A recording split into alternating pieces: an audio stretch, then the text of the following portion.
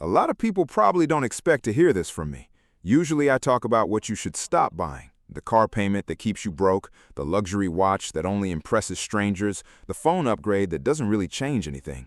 But today we're going in the opposite direction. So here are 10 things you should buy as soon as you start making money. The problem is that most people upgrade the wrong things first. They get a raise and upgrade their car. They get a bonus and upgrade their apartment. They make their first real money and upgrade their image. But wealthy people often do something different. They upgrade the machine that makes the money. So today, I want to show you 10 things worth buying once you have extra money. And near the end, I'll show you one purchase that seems useless when you're young, but becomes obvious once you understand how money and happiness actually work. Let's start with the first one. The first thing worth considering is a better investment strategy. But that doesn't mean putting your entire paycheck into random stocks just because someone online drew arrows on a chart. If you don't have an emergency fund, basic savings, and a simple investing system, then individual stocks or alternative investments should not be your first move. The foundation comes first: a cash reserve, no high-interest debt, or at least control over it. A basic long-term investment plan. Something simple, boring, and repeatable. But once that foundation is in place, and once you have money you can afford to risk, it's worth learning how to upgrade your investments instead of just letting your money sit there doing nothing. One time, I put a small amount of money into a company as an experiment. Years later, that investment grew far more than I expected. That doesn't mean every stock will do the same thing. Most people should not pretend they can predict the future. Individual investments can go up, and they can also go down. But the lesson is not to buy random stocks. The lesson is this: once you already have a stable foundation, understanding how assets work becomes one of the best uses of your money.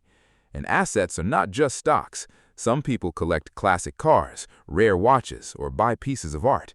Unlike numbers jumping up and down on a screen, these are real assets you can actually use, live with, and enjoy. The second thing you should buy is your time. Most people are obsessed with saving money, but careless with their time. They'll spend 4 hours cleaning and 2 hours cooking, then say they don't have time to build something of their own. But time is the only asset that will never work for you if you keep wasting it. The average person spends around 4 to 5 hours a week cleaning their home. That's about 234 hours a year.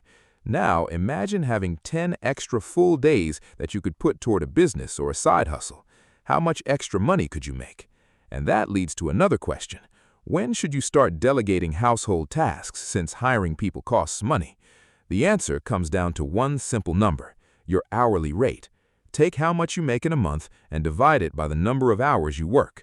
Let's say you make $10,000 a month and work about 40 hours a week, which is roughly 168 hours a month. That means your hourly rate is about $60 an hour. My golden rule is this: the moment you can pay someone less than that rate to take a task off your plate, you should seriously think about doing it. But this rule only works if you use that purchased time properly. You use it to work a side hustle, build your business, or improve your skills so you can earn more later. The third thing you should buy is books. This is probably the cheapest thing on the list, but it can give you one of the highest returns. For the price of one meal, you can get access to decades of someone else's thinking, real experience compressed into a few hundred pages.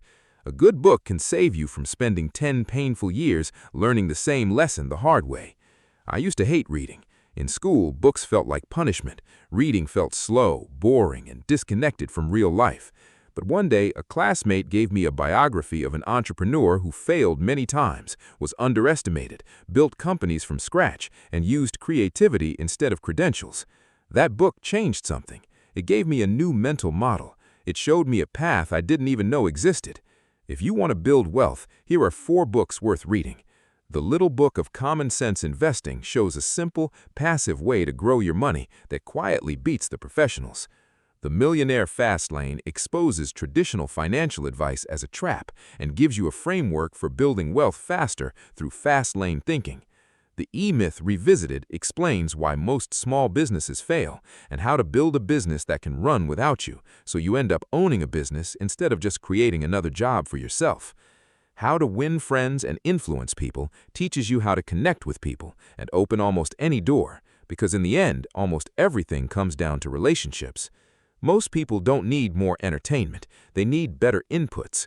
because your brain makes decisions based on what you feed it. Feed it noise and you get noise. Feed it strategy and over time, you start seeing opportunities that used to be invisible. So the fourth thing worth paying attention to is your standards when choosing a partner. Some people won't like this one, but the person you choose to build your life with may become one of the most important financial decisions you ever make. A long time ago, I was dating a girl when I was still broke. After a few dates, I told her that if I wanted to reach my goals, we would have to make real sacrifices. Honestly, I thought that conversation would destroy the relationship. Who in their right mind would want to wait around for a 22-year-old guy she had only seen a handful of times? But to my surprise, she took it really well. She supported me every step of the way and helped when I no longer had enough hands to handle everything myself. When I finally became wealthy and reached my goals, I realized that despite everything, it still wasn't enough. So I made the best upgrade of all. I married her, and that was one of the best decisions of my life. A life partner can lift you to the top or drag you straight to the bottom, so be careful about who you choose to build your life with. The fifth thing you should buy is better teachers. Traditional education was not built to make you wealthy. That doesn't mean school is useless, but most schools teach you to follow instructions, pass exams, and fit into systems that already exist. They rarely teach you how to sell, negotiate, invest, hire people, build something of your own, manage risk, or create something from scratch. And if you want a different life, you need different teachers. My first real mentor was not a professor. He was a business owner named Victor. Victor wasn't some flashy showman. He wasn't trying to become famous, but he understood how money moves. Before I met him, I thought business was something other people did. People with rich parents, people with perfect confidence, people who had already figured everything out. Victor showed me that business could be practical. He showed me that business is not magic. It is solving problems, charging for value, controlling costs, and improving over time. A teacher like that can change your ceiling. Today, you don't even have to meet every mentor in person. You can learn through books, podcasts, interviews, lectures, and long videos. But choose carefully. The sixth thing you should buy is a high-income skill. Most people want more money, but they do not become more valuable. They hope for a raise. They hope their boss notices them. But hope is not a strategy. Today, if you learn a high-income skill, you can make money without even leaving your home. Let's say you learn how to run ads for businesses, and because of that, you help them make an extra $10,000 a month. They will gladly pay you $1,500 to $2,000 for the result. The seventh thing you should buy is better tools for your money-making machine. Imagine you have a machine that prints money every single day. At first, you would probably just spend that money, but over time, you would start asking a better question. How do I make the machine print more? That is exactly how you should think about your business, side hustle, or career. If a tool helps the machine produce more money, it may not be an expense, it may be an upgrade. I had a friend named Leo who started making videos for local businesses. At first, Leo used an old camera, basic lighting, and a slow laptop. In the beginning, that was enough, but over time, his skill became better than his tools. Editing took too long. The image quality limited the type of clients he could attract. His equipment made him look less professional than he actually was. So he used the money he earned to upgrade his tools, not because he wanted shiny gear, but because better equipment helped him charge more, work faster, and deliver a better result. That is the difference. Buying a $3,000 laptop to watch videos is consumption. Buying a $3,000 laptop because it cuts your editing time in half and lets you take on more clients is an investment. So when you start making money, always ask yourself whether there are any tools you can upgrade that could help you grow over the long term. The eighth thing you should buy is a financial system. When people start making money, they often focus only on income. They don't think about filing reports, paying taxes, and setting money aside for those taxes. That is exactly why the smartest move in this situation is to hire an accountant. But accountants are expensive. I can't afford that. I understand what you mean. There is a way to reduce the cost. Today, there are plenty of software tools and apps that help you track your bookkeeping. Those can help in the early stages. The ninth thing you should buy is a better work environment. This sounds boring until your body starts breaking down.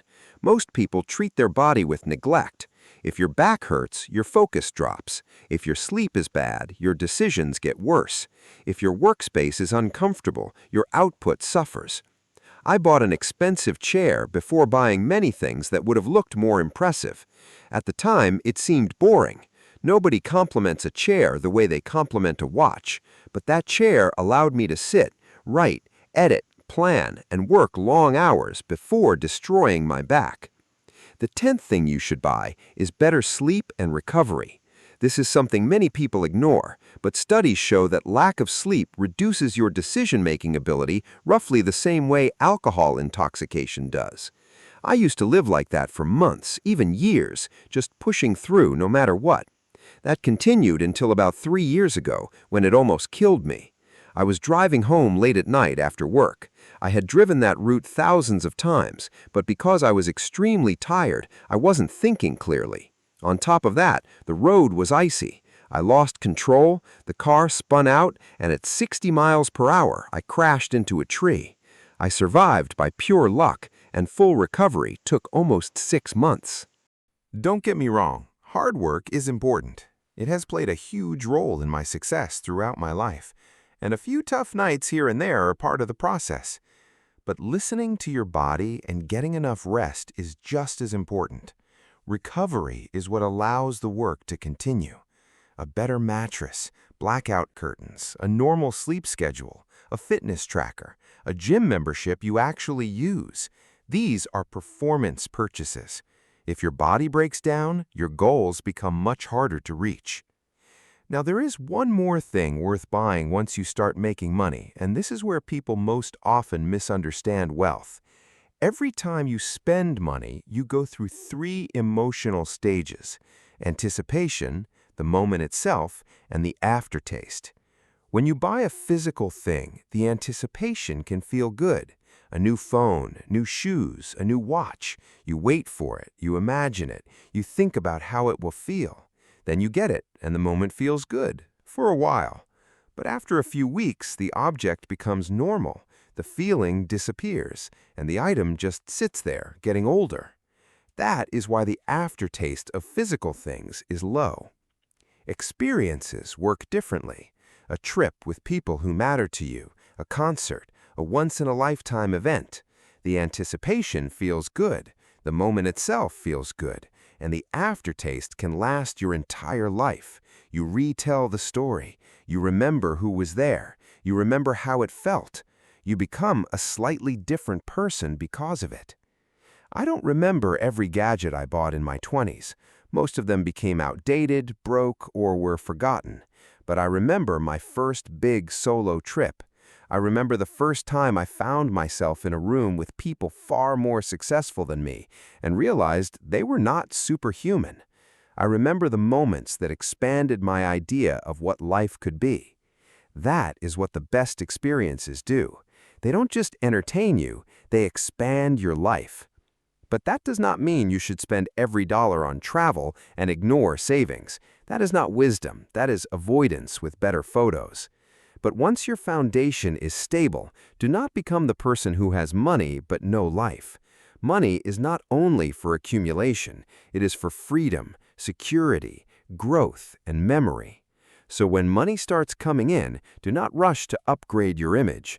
Buy the things from these points, and once your foundation becomes strong enough, upgrade your life with experiences that will actually stay with you. Because the point of money is not to look rich in front of strangers. The point is to build a life that feels stronger, freer, and truly yours.